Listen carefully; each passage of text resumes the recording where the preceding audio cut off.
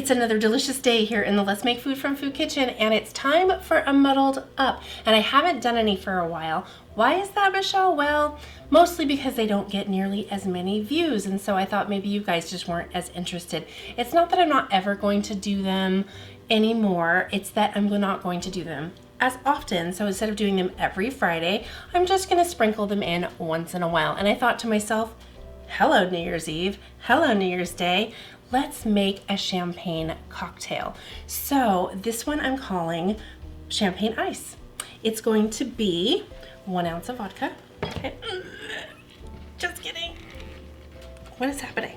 Okay. There we go. 1 ounce of vodka, a half an ounce of blue curacao, and this is what is making it our blue ice. Is that right? Did I get the right side? I lost my measures. Yeah, okay. There we go.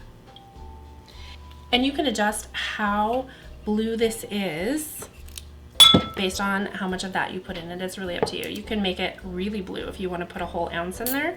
And I might adjust it once I put this in the champagne in there. And I guess technically it's sparkling wine because it's not from France.